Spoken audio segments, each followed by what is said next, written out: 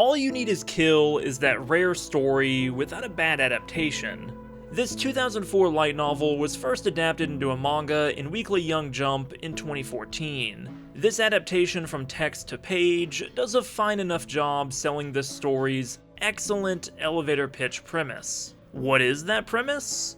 Well, it's basically a Groundhog Day style time loop story set on the day the Earth is overrun by aliens. In the light novel and manga, a soldier named Keiji has to fight the invading aliens using some near-future technology and his unique ability to live out the same violent day over and over and over again. It becomes sort of like a video game. If you've got unlimited lives and predictable foes, you'll eventually find your way to victory through sheer force of will. Like with a lot of time loop stories, All You Need Is Kill has a certain what would I do quality to its storytelling. It's fun seeing Keiji improve in both skill and strategy as he learns how to take advantage of his situation. If this is all starting to sound vaguely familiar to you, but you're not exactly sure why, maybe you've already seen Keiji's story in a different medium altogether.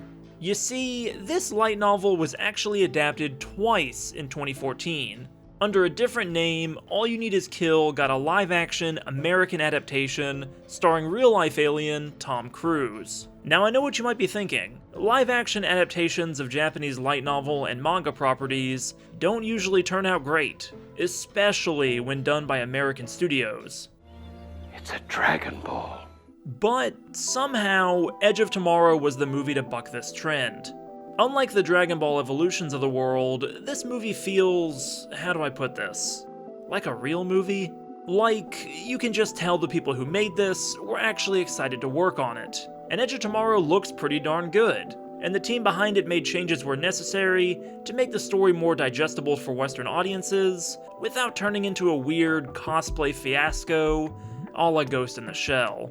Attempts to adapt Japanese stories like these for a wider Western audience often do not go well.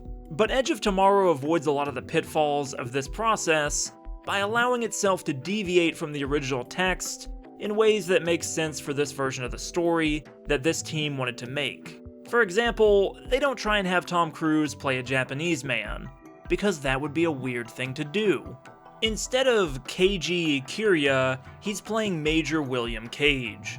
The movie also changes the setting from Japan to England and France, which gives the alien invasion a kind of World War II storming Normandy vibe.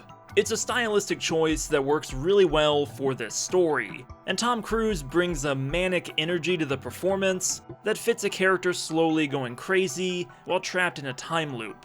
Unfortunately, while I think this adaptation is great, it didn't do so hot in theaters. So much so that Warner Brothers changed the movie's title again from All You Need Is Kill to Edge of Tomorrow to finally Live, Die, Repeat.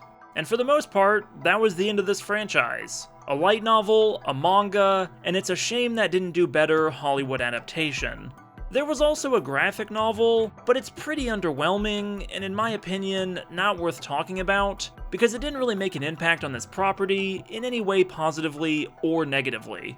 It's just kinda there, an obscure retelling of an already pretty obscure story that somehow got a few underseen but really enjoyable adaptations. After 2014, it was crickets for All You Need Is Kill, or Edge of Tomorrow, or Live, Die, Repeat, or whatever you want to call this franchise.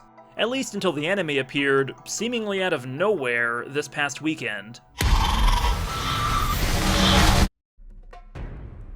So something important I haven't mentioned yet is that Keiji, our story's protagonist, isn't in this time loop alone. Fellow soldier Rita is here too. It's a Palm Springs, two people trapped in a time loop together kind of scenario. It's one of those infinite time loop situations you might have heard about. Except this isn't a love story. It's a killing alien story. Except it's totally a love story too. The new anime adaptation of All You Need Is Kill is told from Rita's perspective, not Keiji's. And just look at this character design. I haven't seen anime characters this stylish since Cyberpunk Edgerunners, and this anime has got some of the same wacky art sensibilities as well. All You Need Is Kill, the anime, is a stylish, colorful adaptation of this story, but like Edge of Tomorrow, it's also not a faithful retelling of the original light novel. It reworks a lot of the plot to bring Rita to the forefront of the story, and completely revamps the art style from the grittier manga and light novel illustrations. But, and this is why I wanted to talk about it, this version of the story kicks ass too. It's kind of hard to screw up alien invasion time loop shenanigans, and the team over at Studio 4C have been making stylish anime films for a very long time. If you're like me, and you love watching anime on a big movie theater screen, I'd highly recommend spending another few hours with the All You Need Is Kill franchise, especially if you've already experienced this story before in a different medium. I think it's really fun when older stories get new interpretations, and I find it particularly fitting for this story because each version of its telling can be seen as another go-around in the time loop. Each adaptation is another chance for these characters to fight, to fall in love, and just maybe, escape their fate. I'm not sick of this story yet, not by a long shot, but I want to hear from you all as well. If you've seen this new anime, or any other version of this story, let me know how you feel about it in the comments of this video.